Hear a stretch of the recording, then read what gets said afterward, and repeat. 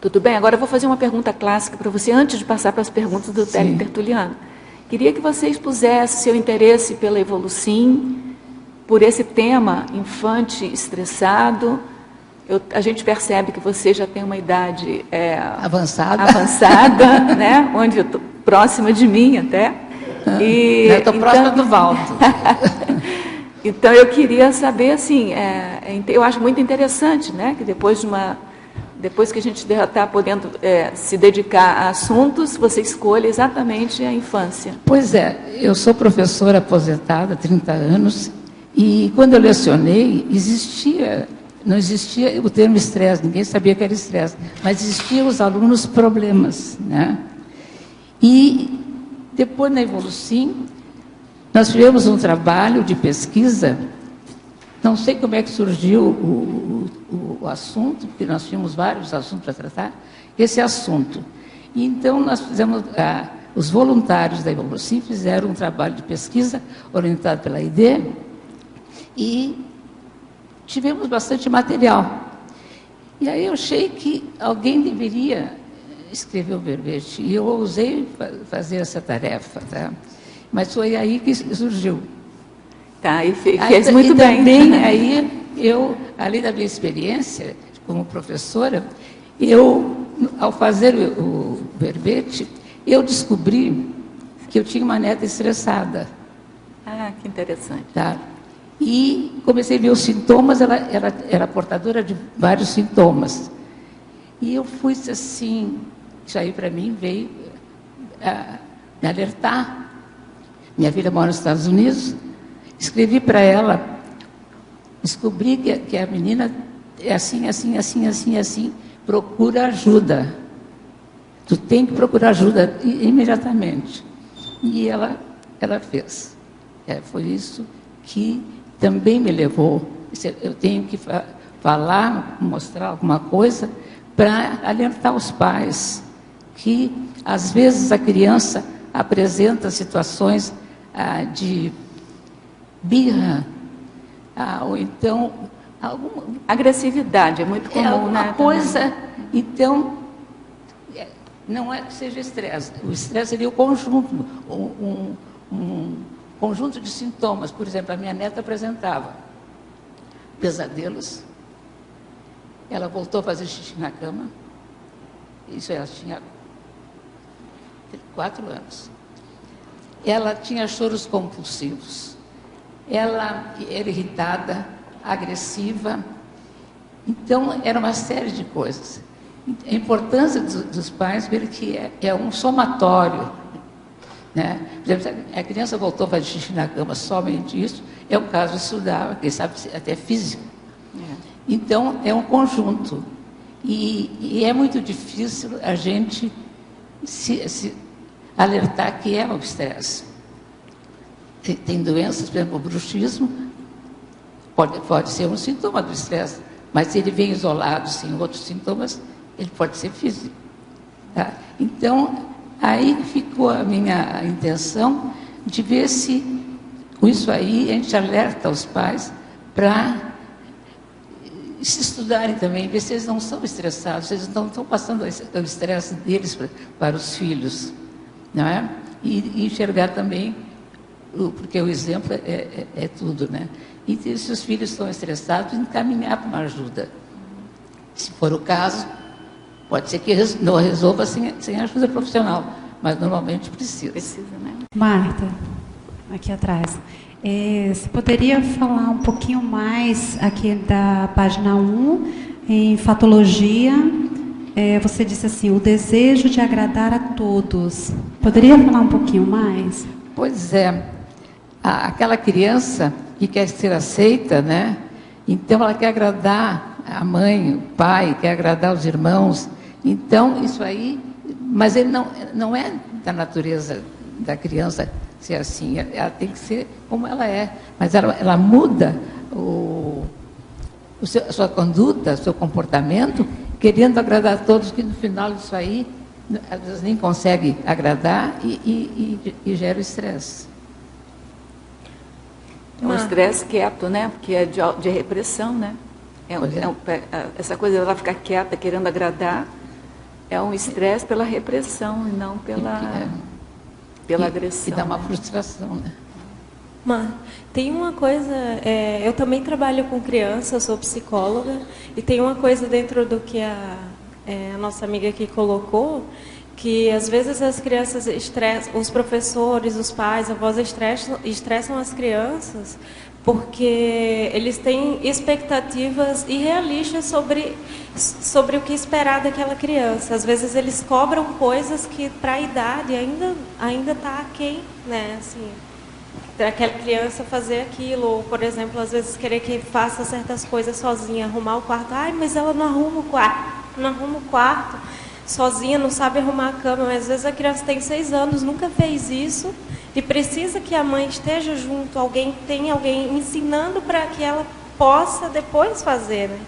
Então tem algumas situações que acontecem que eu vejo por causa disso. Existem muitas expectativas irrealistas.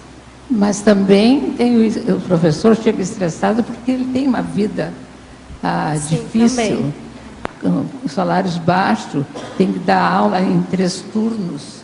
Quer dizer, ele chega já na aula já estressado. Então, esse estresse, ele passa para a criança. Assim como os pais também, em casa, passam esse estresse para a criança. Só complementando, só um instantinho, só complementando o que a Juliana colocou, na sua 4ª linha da fatologia, você coloca o excesso de responsabilidade. Eu acho que é nessa linha aqui. Sim. Em algum local você coloca, não é nessa linha, mas em algum local aqui, não, é a 2ª linha de baixo para cima. Tá. A responsabilidade excessiva que se coloca na criança tem a ver com essa expectativa fora de propósito, né, adimensionada. São responsabilidades acima da capacidade da criança. Acima da capacidade da criança. Muitas, né? Então, não consegue responder aquilo que os pais estão querendo. Então, é um tipo de estresse. Agora, só para fechar, agora é que eu estou entendendo então o teu verbete. Na realidade, a questão da criança estressada é que os outros predispõem, o ambiente e os outros predispõem o estresse da criança. Não, existem os fatores internos da criança e os externos. Tá. Quer dizer, a gente é bombardeada, uma vida agitada, uma vida cheia de confusões, cheia de frustrações. A gente vai crescendo, vai enfrentando sempre adversidades. Então, o meio favorece a causa. E a criança, que são fatores internos, como timidez, como apático, enfim, isso favorece. Essa criança é atingida. Claro. Isso é de uma lógica tremenda, porque se a gente pensar que até o adolescente, nós adultos, somos impactados diretamente pelo meio, aqui é um exemplo disso, né? O impacto do meio de maneira homeostática, que dirá a criança. Fabiana, na definição ela está dizendo, olha, causados por agentes mesológicos, genéticos e ou paragenéticos. Tá? Então, acho que tem os 3 fatores aí. O mesológico é do meio, genético, paragenético, próprio da consciência. Na verdade, Marta, eu li uma vez um livro, não estou me lembrando do autor, mas Os Pais Não São Culpados pelas Neuroses dos Filhos. Um livro bem interessante, assim. E ele fala exatamente isso, ele decompõe nesses 3 agentes aqui, né? A mesologia, genética e paragenética, só que ele não coloca paragenética. Ele coloca a relação que a criança tem com a maneira dela ser com o meio, né? Então, vem a genética, essa relação que a gente aqui interpreta um pouco como a paragenética. E aí ele coloca que dentro da mesologia, que já é 1/3 das influências, a metade disso, ou parte disso, é dos pais. Então, que não a culpa da criança ser isso ou aquilo outro, não é toda. Entendeu? A culpa das neuroses dos filhos não é 100% dos pais. Eu achei bem interessante esse livro. É contestável, mas eu achei bem interessante, que muda um pouco a maneira de você raciocinar. E ele dá exemplo de gêmeos, 2 rapazes gêmeos, que saíram da casa dos pais com 18 anos, os dois, e foram morar fora. E aí, acho que 2, 3 anos depois, um volta, né, para o casamento do outro. E o que não estava casando, ele tinha se tornado homossexual. E aí, numa sessão de terapia com esse autor do livro, ele justifica que tinha sido homossexual por causa da relação com a mãe, com isso, com aquilo outro. E aí o psicólogo questiona, mas o seu irmão, que é gêmeo com você, participou da família ao mesmo tempo, ele está casando hoje, então não é a responsabilidade dos pais. Aí tem toda a mesologia, né, fora da família, tem a genética também e tem a paragenética. Claro. E tem a parte da genética que ele absorve, né? Sim. Porque pode ser gêmeo, mas cada um absorve uma parte da genética, até por conta da paragenética. Claro. Né? Que a paragenética é que vai controlar aí o quanto da genética você vai absorver ou não. Sim. Marta, né? Eu acho isso importante. Porque senão a gente também coloca a responsabilidade toda nos pais, né? Tem agora umas perguntas dos teletertulianos. Tá? A verbetógrafa, professora Marta Helena. Na Fatologia, página 1, primeira linha. O estresse na infância, a angústia e ansiedade na criança. Na minha infância, há 40 anos, não se ouvia falar em estresse nessa faixa etária. Sim. Qual a principal causa base, hoje, do estresse na infância e do aumento da angústia e ansiedade na criança? Ou é multifatorial? Há muitas cobranças extra e intraconscienciais? Sim. As causas são várias, não é? Então é multifatorial, né? São muitas. Tem aqui no final, na etiologia. Na argumentologia que você está procurando? Etiologia. Sim, é na divisão argumentologia, na enumeração etiologia. Na página 4, etiologia. Aqui eu botei algumas causas. Por exemplo, adoção, castigos físicos, dessoma de animais de estimação, quer dizer, dessoma na família, fracasso escolar, hospitalização, ingresso ou mudança de escola, mudança de residência, nascimento de irmãos, orfandade, separação dos pais, violência doméstica. E eu quero dizer, por exemplo, que a minha neta, que eu descobri que tinha estresse, ela tinha todos os motivos para ser estressada. Mora num país onde a competição é muito violenta e os pais eram estressados justamente por isso, a insegurança e a competitividade. Foi criada em creche. Os pais, mais ou menos, não se dando muito bem, e culmina com a separação. A separação foi, ele não queria, ela que queria, tudo mais. E além da separação, houve mudança de estado. A minha filha com a menina se mudou para um outro estado, nos Estados Unidos. Bom, a menina mudou a situação familiar. Ela mudou de estado, mudou de residência, mudou de escola, novos amigos. Não pôde levar o cachorrinho, porque onde ela morar não admitia o cachorrinho. Quer dizer, reparem só, quantos motivos tinha essa menina? Estresse, né? E ela continuou apresentando essas coisas de irritação, agressividade, choros. Ela tinha pesadelos que ela, quando acordava, ela chorava sem parar muito tempo. E se falava com ela, ela parece que não ouvia, não entendia o que estava dizendo. Então tinha que se abraçar, acarinhar, acalmar, levava tempo. Quando ela voltava, que ela podia falar, ela dizia assim, às vezes, eu tive sonhos ruins. Uma das vezes, ela, quando disse que teve sonhos ruins, ela olhou para a mãe dela e disse assim, eu sonhei que tu era minha mãe, mas não era tu. Quer dizer, ela tinha até projeções, né?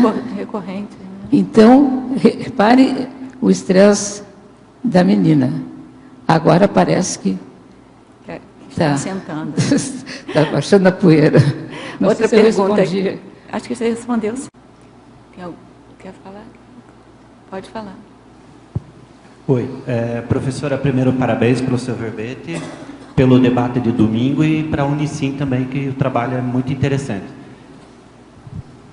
Evolucim, desculpa. A minha pergunta é a seguinte, um meio termo aí entre, porque a gente sabe que repreender demais é ruim, soltar muito é prejudicial, ou seja, dá na mesma. Rotina, você é a favor de rotina? Não, criar uma rotina flexível? A falta de rotina é um dos motivos de estresse. Ele tem que saber que ele tem que levantar, que ele tem horário, ele tem que ir para a escola. Essa rotina é necessária. Onde não respeitar ele se dá mal. Colocar a criança para dormir no horário que tem que dormir é um estresse para o pai, mas é para a criança também? Também. Será que é? Ou a criança tem que dormir naquele horário? Complementando a pergunta dele. Pois eu acho que... Faz parte da rotina. Eu acho que deve ter horário para...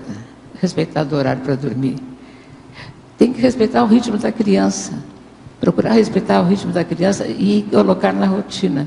Por exemplo, tem crianças que não dormem muito cedo. Não é? Mas também evitar de dar fazer atividades excitantes no período da noite para a criança não é? Eu me lembro que meu filho, com 1 ano, quando chegava 8 horas, era colocado na caminha, a luzinha acesa do lado e os brinquedos. Quer dizer, ele não dormia, ele tirava os brinquedos para fora. Um dia ele passou da caminha, deles para a nossa cama, para a minha cama. Ele tinha uns 9 meses, 10 meses, 12, não sei. E ele, quando parou o barulho, nós acordamos, ele estava abraçado na minha cama, com um bichinho dele. Então, como ele tem horário também para ir para a escola, a criança tem que ter mais ou menos um horário para dormir, né? Senão não vai acordar. Aí no outro dia aquela luta para acordar. Tem um paradoxo, né, que os pais enfrentam sempre, que é assim, quando a criança, eu estou falando de criança menorzinha, não dorme de dia, ela também não dorme bem à noite. Então é importante colocar às vezes a criança para dormir durante o dia um pouquinho, para poder ela dormir bem à noite. Isso é um paradoxo isso, né? Que a impressão que dá aos pais é que se não dormir durante o dia, é que vai dormir bem à noite. Nem sempre isso é verdade. Essa minha pergunta, na verdade, tem um endereço certo, porque o meu filho nos questionou esse tempo atrás, pô, pai, não conheço ninguém que tem rotina. E aí, eu sou professor, aí nas salas de 6º e 7º anos, eu comecei a perguntar, né, galera, alguém tem rotina? Alguém tem rotina? E a minha surpresa foi assim, que os alunos que têm um rendimento melhor, todos ergueram a mão. Eles tinham rotina. E aí um dia meu filho estava passando pela porta da sala de aula, e eu chamei ele e fiz a pergunta perto dele e tal. Falei, viu, filho, lembra aquela nossa história? E ele viu que todo mundo levantou, daí ele ficou mais aliviado, assim, né? Mas foi um estresse, ele não queria a rotina, ele achava um absurdo, assim. Eu uma vez acompanhei a minha neta de creche. Então podia, os avós, minha filha foi trabalhar e eu fiquei. Então tinha uma rotina que as crianças tinham que botar a sacola num determinado lugar, o casaquinho em determinado lugar, e sentar em determinado lugar, aí sim, aí cada um fazia o que queria. Depois tinha a hora do lanche, aí parava, lavava as mãos, lanchava. Almoçavam e tinham as caminhas cada um tinha a sua caminha. Então, é claro que umas custavam para dormir, outras dormiam, mas proporcionavam um silêncio, tudo bem quietinho, bem escuro, e elas todas dormiam. Quer dizer, havia uma rotina. Depois, sim, acordava, tinha um horário até para acordar, e elas iam, então, fazer outras atividades. Mas eu achei interessante que as caminhas para todas elas, né, todas dormiam. Marta. Desculpa, pode. Eu lembrei, falando em rotina, tem pais e professores rígidos demais, não é? Sim. A criança está no meio de uma tarefa, de uma brincadeira, e é a hora de dormir. Pois é. Mas deve ter uma... Pois é, porque tem que ter um pouco de flexibilidade, não é? Porque se claro. pensa, rotina, bom, então é a hora de dormir, é a hora de dormir. E isso não faz bem nenhum, porque a criança não dorme, porque ela fica pensando, ou ela dorme sobressaltada e angustiada, porque ela não concluiu. Então, os pais têm que entender que eles têm que ter uma certa flexibilidade também, né? Não é tanto rigorismo assim. Mas geralmente, no aniversário da criança, né? De 1 aninho da criança, aí ela Agora, complementando essa pergunta da Aide, eu estou pensando em outra questão de flexibilidade. Os pais têm a rotina, o horário de dormir. Só que a criança, a biologia da criança, cada uma delas tem um horário de dormir. O ritmo dela. Eu tinha 2 filhos. A menina dormia 11h30 e o menino dormia 9h. O menino dormia 9h e acordava 5 da manhã. A menina dormia 11h30 e acordava 9 horas da manhã. Eu é que tinha que me adaptar àquela rotina. Claro. Então eu fico me perguntando, e até hoje eles têm mais ou menos esse biotipo, assim. Eu acho que por isso que o mais importante é criar a rotina junto com a criança, né? Inclusive é um passatempo muito legal, senta na mesa lá e o que você acha desse horário, tal, né?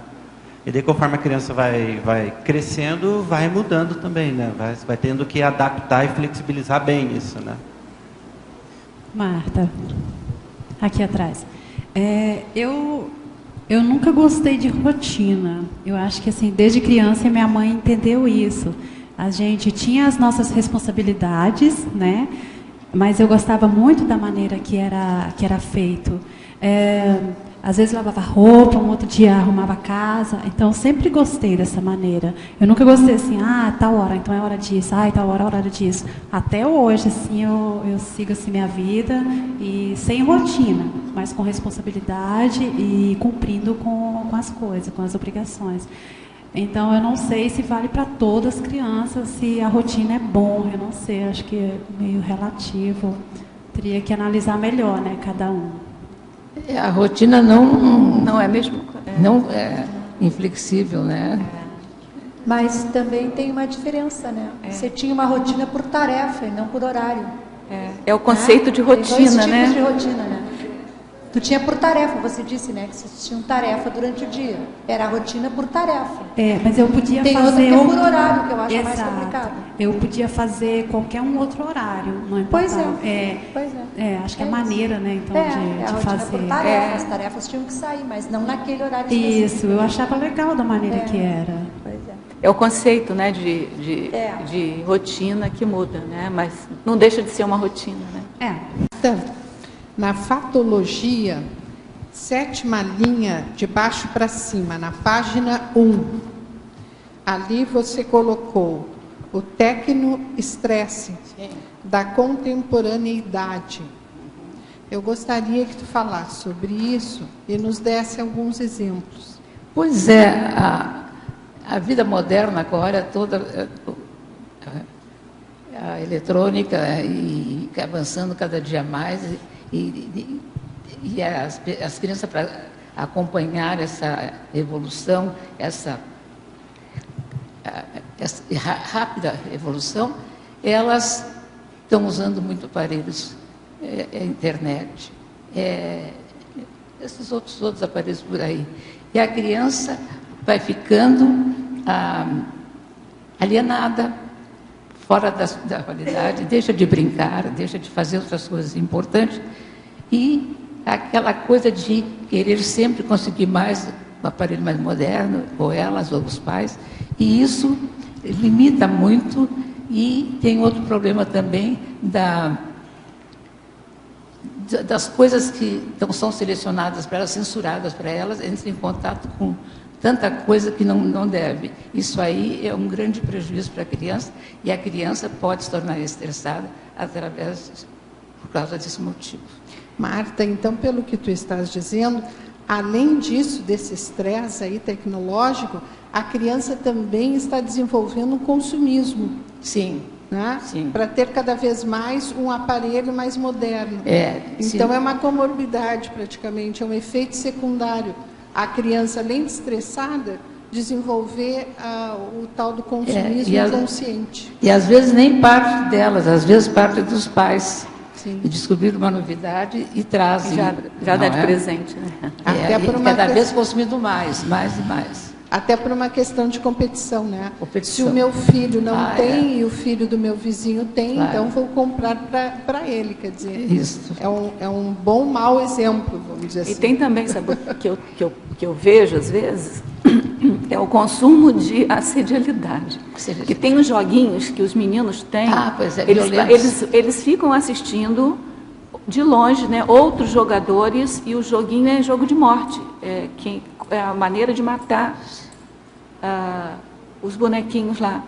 Então eu fico imaginando, gente, eu já vi uma criança falando para mim, eu vou brincar de morte, um negócio assim que ele falou. E aí eu fiquei espantada assim, aí o pai da criança falou assim, não, é porque ele entra no jogo de um outro, é um jogo que é visível a outros. Eu não sei te explicar bem a tecnologia. E aí eles ficam vendo aquilo. Agora, imagina o consumo de assédio que tem numa participação dela. Não só o consumo, mas o treino é um treino de assediador. Não é? Como é que ele pode influenciar aquela pessoa à distância? Ou como é que ele vai colocar ali a cunha de um exupensene naquele indivíduo? Né? É um treino assediador. Marta. E, além de tudo, também aumenta a agressividade da criança, não é? Ela quer ser aquele herói, então vai cometer agressividades com o irmão, com tudo. Né? Não, e aquilo fica natural. Aquelas brincadeiras né? Violentas. E tudo que você vê com muita frequência, aquilo passa a ser natural para você. Pois é. Né? Então, daqui a pouco é natural. Você Marta.